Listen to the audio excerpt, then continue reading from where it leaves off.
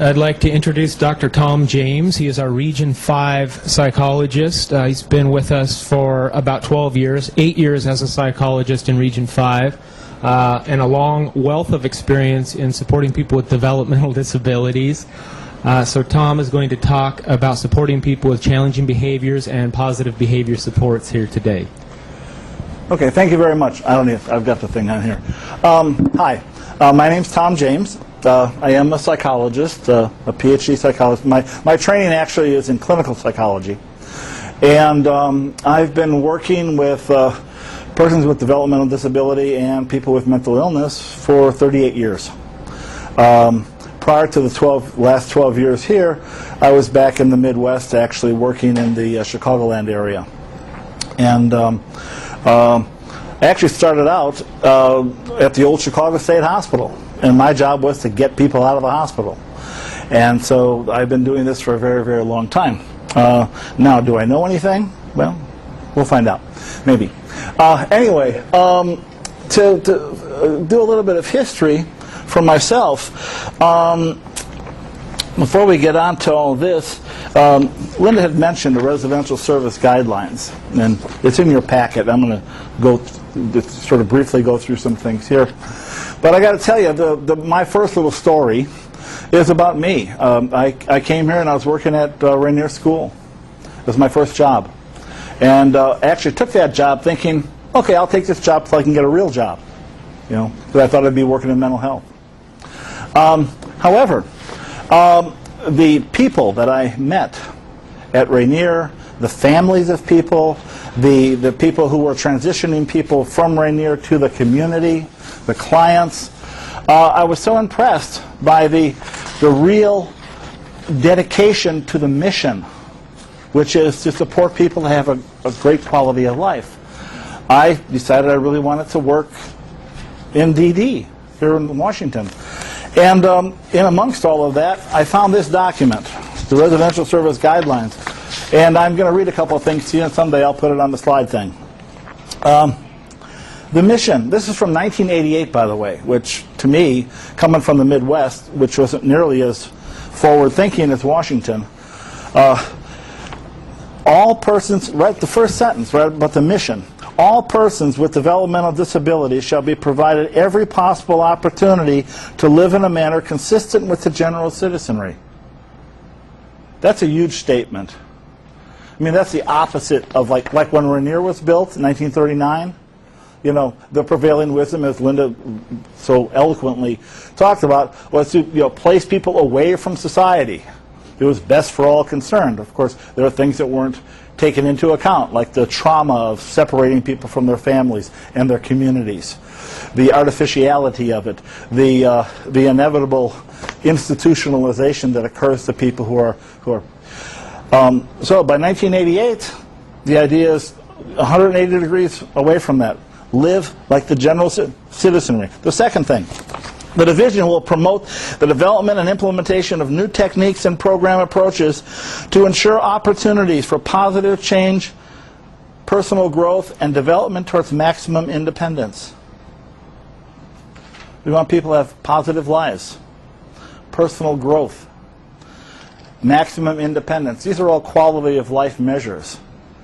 So we're basically saying we want people to have a good quality of life, not just live in the community like everybody else, but we want you to have a good quality of life, and we're going to develop methods to help you get that. And that all services to developmentally disabled people should be based on individual need, not one size fits all, individual need, and designed to preserve human dignity, protect civil and human rights, and encourage the involvement and responsibility of the individual's family and community. Family and community, supports and community, connection to other human beings, connection to one's community. Again, vital to quality of life. That's what this is talking about, and this is what it spoke to me. Then we look at, this is again 20 years ago, and it reads as fresh today as it did 20 years ago, which is amazing when you look at a lot of the other things that were written 20 years ago compared to today. Then you go to oops, I went too far, didn't I? Unless, oh, wait a minute. think it was put in the wrong place. Yeah, okay. My name tag got slipped in. Okay. Anyway, Policy 514 in its most recent iteration from last year, 707. If you look down to the third line, DDD wants eligible clients to experience positive life benefits as described in the DDD Residential Service Guidelines. And then it talks about the 6 values that Linda talked about. So today, we're using the Residential Service Guidelines written 20 years ago as our engram.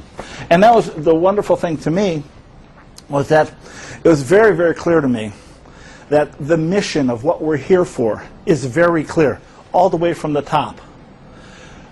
The system I came out of, it wasn't so much that way, and that was, in fact, a big reason for me relocating my family out west, to tell you the truth. And it was such a breath of fresh air. I wanted to be part of this organization, and I to this day, feel privileged to be working for the Division of Developmental Disabilities. Just some brief stuff here about Policy 514. Describes the division's general approach to promoting quality of life and adaptive behavior by providing positive behavior supports. And I'll be talking about exactly what positive behavior supports is in just a minute.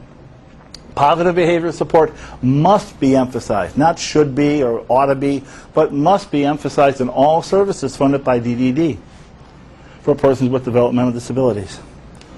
Now we'll get it. Okay, now we'll get on to the right one. Okay, and what is positive behavior support? It's an approach for dealing with challenging behaviors that focuses on changing the environment, skill deficits that contribute to the person's problem behavior.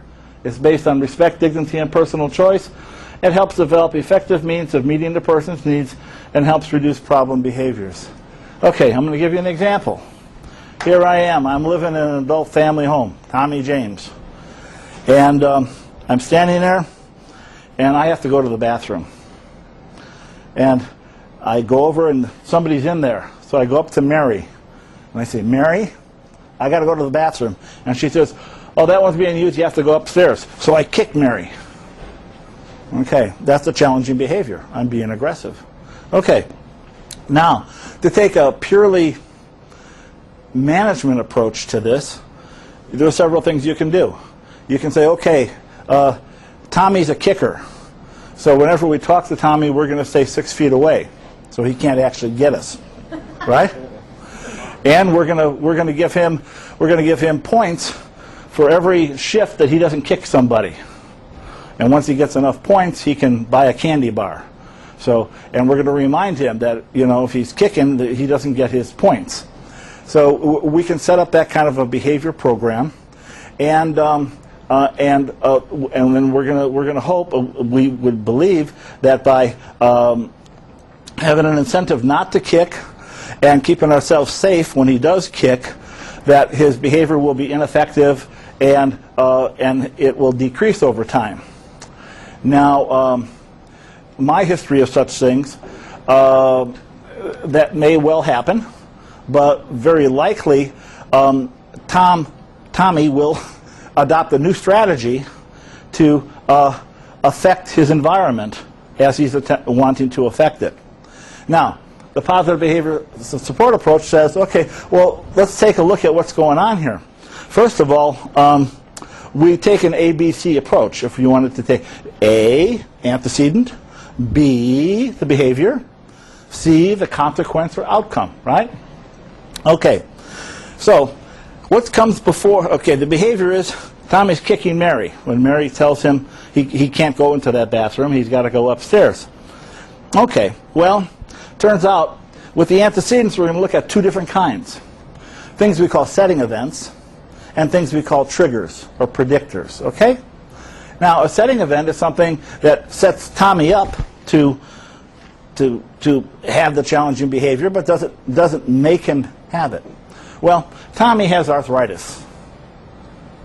And my arthritis, some days I'm fine, and I walk like this.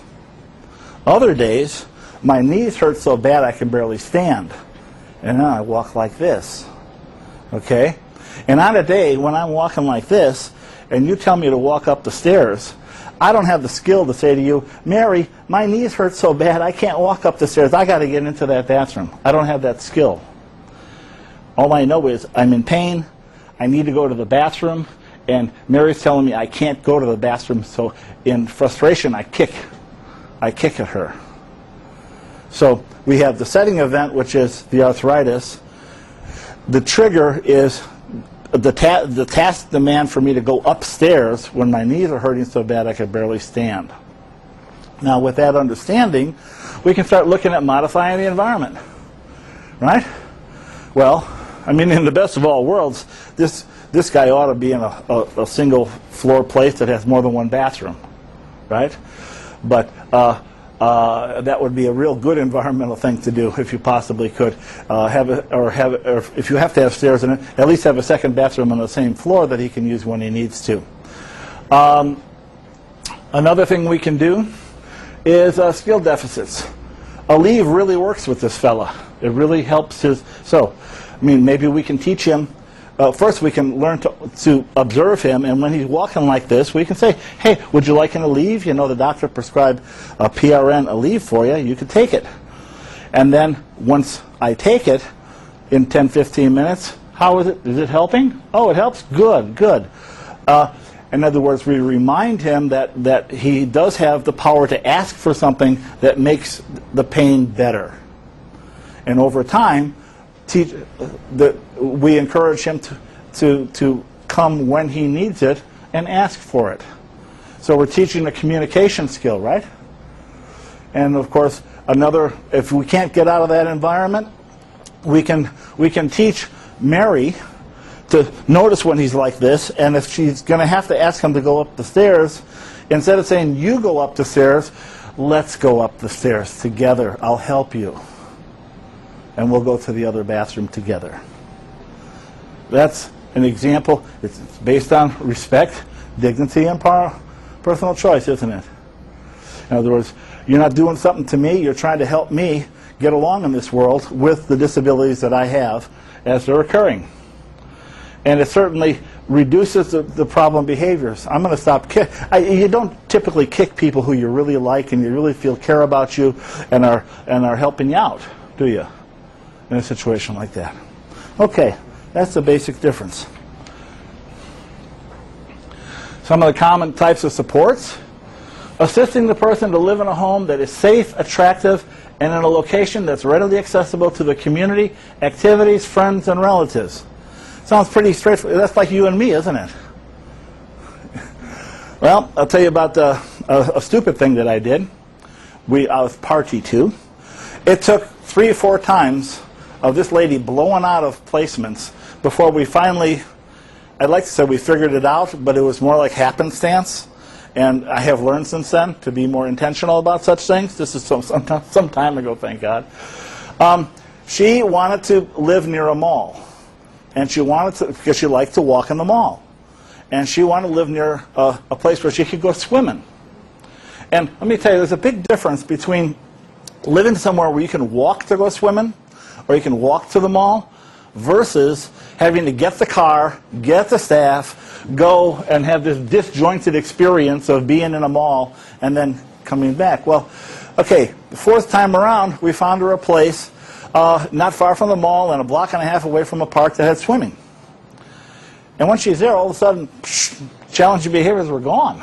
And I went to see her. How's it going? Oh, I love this place. And she was actually even dressing herself better and keeping herself cleaner, because when she goes to the mall, she wants to look like everybody else. And our concern that she was going to cause trouble in the mall because she didn't have a lot of money didn't happen. She just liked being in the mall and walking around and seeing the people and window shopping and all that sort of. See, and that reminds me of my wife, because she loves to do that too. I'm always afraid she's going to go spend money, but no, because see, the only way you get me in a mall is I got to go somewhere to get something, and then, so it's a different perspective, okay?